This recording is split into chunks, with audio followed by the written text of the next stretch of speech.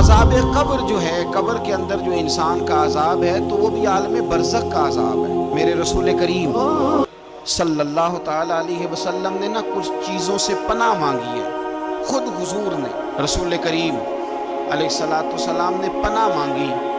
حضور فرمانے لگے اے اللہ مجھے کنجوسی سے، بخیلی سے پناہ عطا فرما۔ اور حضور نے باقاعدہ پناہ مانگی ہے کہ اے اللہ مجھے ارذل العمر ہونے سے پناہ میں رکھ، جب عمر اتنی زیادہ ہو جائے کہ وجود کے حصے کام کرنا چھوڑ جائیں، اس سے پناہ مانگی۔ اور خود میرے نبی پاک علیہ السلام نے قبر کے عذاب سے پناہ مانگی۔ یہ تعلیم امت کے لیے کہ تم بھی پناہ مانگو عذاب قبر سے۔ قبر کا عذاب برحق ہے۔ قبر کے لیے تیاری کر کے رکھنا، اپنی قبر کو یاد رکھنا، مر جانے کو یاد رکھنا۔ حضرت سعد بن معاذ رضی اللہ تعالیٰ عنہ کا جب جنازہ تھا تو صحابہ کرام فرماتے حضور نے نماز جنازہ کی امامت فرمائی تو قبر کے تیار ہونے میں کچھ دیر تھی، تو رسول کریم صلی اللہ علیہ وسلم زمین پر بیٹھ گئے اور ایک لکڑی سے حضور زمین کریدنے لگے۔ ہم میں وہ انتظار تھے کہ اللہ کے رسول صلی اللہ علیہ وسلم سر مبارک اٹھائیں، ہمیں کو نصیحت کریں۔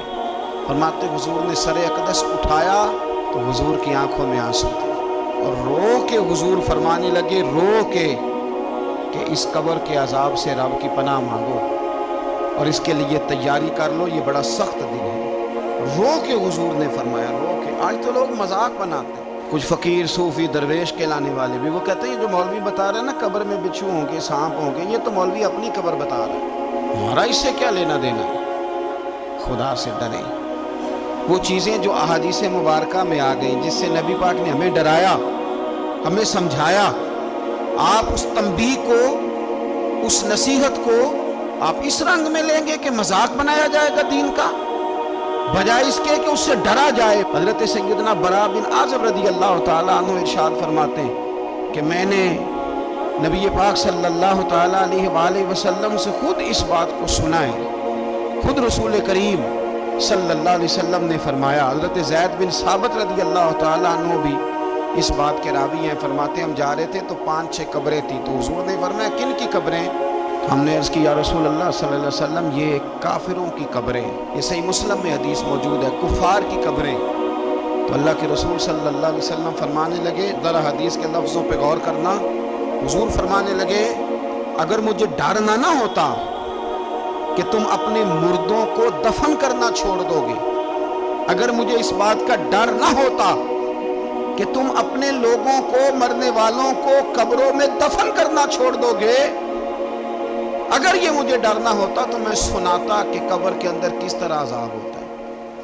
تمہیں دنیا میں رہ کے میں سناتا، پر ڈر ہے کہ کہیں تم اپنے مرنے والوں کو قبروں میں دفن کرنا چھوڑ ہی نہ دو، اس لیے میں تمہیں یہ بات نہیں بتاتا۔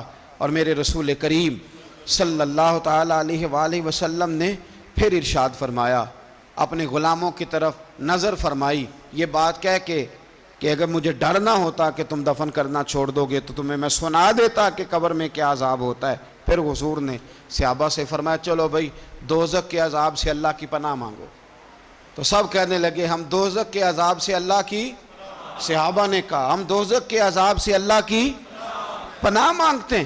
پھر نبی پاک صلی اللہ تعالیٰ علیہ وسلم نے ارشاد فرمایا تم سب کہو کہ ہم قبر کے عذاب سے اللہ کی پناہ مانگتے ہیں۔ تو صحابہ نے کہا ہم قبر کے عذاب سے اللہ کی پناہ مانگتے ہیں۔ پھر میرے رسول پاک علیہ السلام نے فرمایا تم کہو، سارے یہ کہو کہ ہم ظاہری اور باطنی فتنوں سے اللہ کی پناہ مانگتے ہیں۔ تو صحابہ نے کہا کہ ہم ظاہری اور باطنی فتنوں سے اللہ کی پناہ مانگتے ہیں۔ پھر میرے محبوب علیہ السلام نے فرمایا تم کہو کہ ہم دجال کے فتنے سے اللہ کی پناہ مانگتے ہیں۔ تو صحابہ کرام نے کہا کہ اے اللہ ہم دجال کے فتنے سے تیری پناہ تیری پناہ میں آتے ہیں۔ نبی پاک علیہ السلام نے یہ الفاظ کہہ کے یہ بات بتلا کے ہمیں سمجھا دیا، ہمیں قائل فرمایا محبوب نے۔ یاد رکھنا، اس بات کو اچھی طرح سمجھ لینا کہ اگر مجھے ڈر نہ ہوتا کہ تم اپنے مردوں کو دفن کرنا چھوڑ دو گے تو تمہیں بتلا دیتا کہ قبر میں کتنا سخت عذاب ہوتا ہے۔ اپنے معاملات پر غور کریں۔ حضرت عباس اور حضرت عمر رضی اللہ تعالیٰ عنہ کا آپس میں دوستانہ تھا۔ انہوں نے ایک دن بیٹھے بیٹھے عہد کیا کہ ہم میں سے جو شخص پہلے فوت ہو گیا وہ دوسرے کو خواب میں ملے اور قبر کے حالات بتائے۔ اچانک حضرت عمر کا وصال پہلے ہو گیا۔ سال کے بعد حضرت عمر خواب میں ملے۔ اس نے کہا عباس مجھے وعدہ تو یاد تھا لیکن سخت حساب آن پڑا تھا تو میں تو اس کے اندر لگا رہا، تو اب کیا ہوا؟ کہا پھر اللہ نے کہا چلو اس کو یوں ہی معاف کر دو۔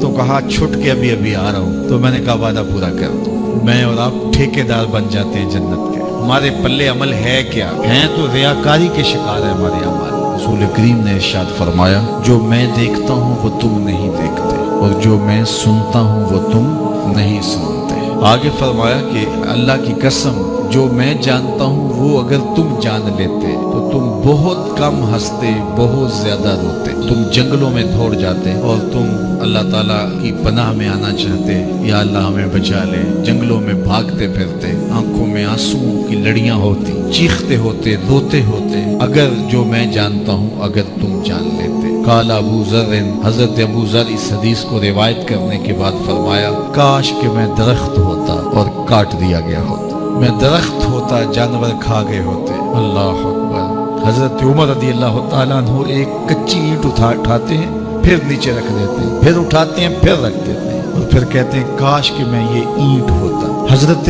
سیدنا صدیق اکبر رضی اللہ تعالیٰ عنہ درخت کے نیچے بیٹھے تھے، ایک چڑیا ایک شاخ سے اڑ کے دوسری شاخ پہ جاتی، وہاں سے اڑ کے پھر دوسری شاخ پہ آتی۔ حضرت صدیق اکبر رو پڑے، کہا چڑیا کتنی موج میں ہے، جس شاخ پہ چاہے بیٹھتی ہے اور قیامت کے دن تیرا حساب بھی نہیں ہوگا۔